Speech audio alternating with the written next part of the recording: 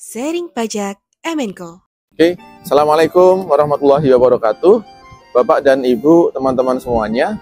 Alhamdulillah hari ini saya berada di taman yang sangat sejuk, ya, restoran taman yang sangat sejuk yang terkenal di Yogyakarta. Banyak hamparan sawahnya, pohon-pohonnya. Ini tipikal orang yang sedang menikmati kehidupan, ya, pengen hidupnya nyaman, ya. Nah, karakter dari orang yang pengen hidup nyaman itu adalah orang yang tipenya tipe investor. Ya, kalau dulu ada Robert Kiyosaki mengatakan bahwa derajat sebuah penghasilan itu ada 4 kuadran. Ya. Kuadran 1 adalah orang yang derajat penghasilannya seperti seorang karyawan. Ya, dia penghasilannya tetap, effortnya bisa sangat repot, berat. Ya. Tipikal yang kedua adalah self-employee. Ya. Self-employee itu adalah tipe orang yang penghasilannya dari hasil kayuhannya dia sendiri. Ketika dia berhenti mengayuh, maka dia nggak punya penghasilan. Tapi ketika kayuhannya kenceng, penghasilannya pun juga ikut kenceng. Nah, tipe yang ketiga adalah orang yang penghasilannya semacam business owner, pemilik bisnis. Ya, dia masih mikirin bisnis. Ya, dia lihat tokonya, ngecek karyawannya, ya, uangnya masuk berapa hari ini, banyak hasilnya, tapi masih repot juga. Nah, tipe yang keempat yang paling tinggi derajatnya adalah tipe investor. Jadi orang yang duduk manis sambil ayunan begini, duitnya meluncur, ya, alhamdulillah, ya. Nah, tadi saya sempat mendengarkan sebuah paparan dari salah satu franchisor, ya, perusahaan waralaba yang mungkin belum waralaba banget lah, ya. Ya, jadi dia menawarkan bisnisnya dengan cara kemitraan, ya. Yang level lebih tinggi lagi namanya franchise. Tapi ini belum punya izin, ya, tidak memenuhi syarat waralaba, maka dia masuknya kemitraan. Nah, yang dia tawarkan apa? Ini bidang kuliner. Jadi dia menawarkan ketika orang mau gabung dengan bisnis dia, di awal dia harus membayar semacam initial fee, ya, atau fee awal. Fee awal ini digunakan untuk apa? Untuk renovasi tempat, kemudian untuk apalagi untuk persiapan opening, ya, membeli peralatan dapur, peralatan meja kursi, termasuk pelatihannya karyawan. 500 juta harus dia setorkan kepada si pemilik mereknya itu. Ya. Nah, yang kedua, kemudian setiap bulannya itu dari omset yang dihasilkan itu harus membayar 5% setiap bulannya. Namanya royalti, ya, gitu ya, royalti. Atau orang nyebutnya jasa manajemen, silahkan. Nah, sekarang bagaimana aspek pajaknya? Banyak orang yang pemilik bisnis ini asal menawarkan saja tanpa mengerti konsekuensi perpajakannya. Bahkan ada juga yang kemudian mereka mensyaratkan bisnis kita ini, outlet baru ini harus dimiliki oleh minimal 5 orang. Ya, tidak boleh 1 orang nih. Ya, saya nggak ngerti itu alasannya apa. Tapi harus 5 orang. Nah, pertanyaannya, kalau 5 orang itu nanti pemilik bisnisnya siapa? Subjek hukumnya siapa? Apakah diwakili 1 orang? Ya, nah, secara pajak ini masuk kategori badan sebetulnya. Di pasal 2 Undang-Undang Pajak Penghasilan, definisi badan adalah sekumpulan dari orang dan atau modal.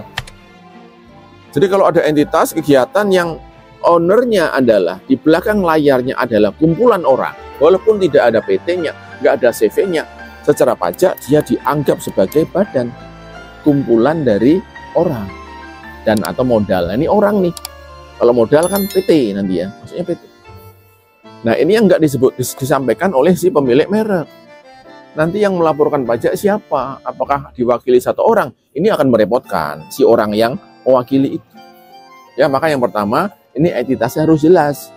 Siapapun yang mau ikut kemitraan kita harus pakai badan hukum atau badan usaha, mau CV, mau PT, dan seterusnya.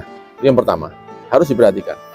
Yang kedua nih, kalau kita sebagai perusahaan yang memiliki merek, meminta dia untuk membayar fee kemitraan, maka ini merupakan satu penghasilan yang namanya royalti. Memenuhi kriteria sebagai royalti. Apa definisi royalti? Adalah imbalan yang diberikan karena penggunaan merek. Ya, penggunaan formula, penggunaan hak paten. Barang tidak berwujud di situ. Maka itu penghasilan royalti dan itu harus dipotong PPh pasal 23 15% oleh si nanti entitas yang mau bikin usaha itu, yang mau mendirikan gerai tadi, outlet tadi, atau kuliner tadi. Kita dipotong nih pemilik mereknya. Ini nggak disadari oleh pelaku bisnis, baik si pemilik mereknya maupun si calon investornya, bahwa dia punya kewajiban atas initial fee yang dibayarkan harus memotong PPh pasal 23. Ya. Nah, kadang-kadang ada yang mereka menyadari nih, wah ini akan dipotong 15%. Akhirnya dia mengalihkan sebagai, oh ini jasa manajemen saja. Ya. Kenapa? Kalau jasa manajemen, objek pemotongannya cuma 2%. Pajak yang dipotong cuma 2%, bukan 15%. Ya. Jadi yang pertama tadi ya, initial fee, ini harus, namanya fee ya, namanya fee harus dipotong pasal 23, 15%. Nah, yang paling menguntungkan ya, yang harus dilakukan oleh pemilik merek adalah, kalau 500 itu mengandung pembelian barang, mengandung misalnya renovasi, ya ini jangan dimasukkan sebagai initial fee. Ya, nanti dipotong jadi satu kalau dianggap sebagai initial fee. Harus dipilah. Initial fee-nya misalkan 50 juta, yang lain untuk pengadaan aset, pengadaan materialnya. Jangan digabung jadi satu. Nah, yang kedua kemudian ketika setiap bulannya dari omset itu, si outlet, ya si warung tadi, si resto tadi, membayar royalti 5% dari omsetnya, maka si gerai tadi, ya investornya tadi harus memotong PPh pasal 23, 2%. Jangan lupa. Tapi kalau dia orang pribadi, tidak ada kewajiban motong. Ya, kecuali orang pribadi itu dalam usahanya harus membuat pembukuan. Nah, maka dia harus memotong PPh pasal 23. Kalau dia nggak bikin pembukuan, maka dia tidak wajib memotong PPh pasal 23. Nah, dua hal itulah yang kadang-kadang sering dilupakan oleh para pelaku bisnis di bidang kemitraan, baik pemilik mereknya maupun investornya.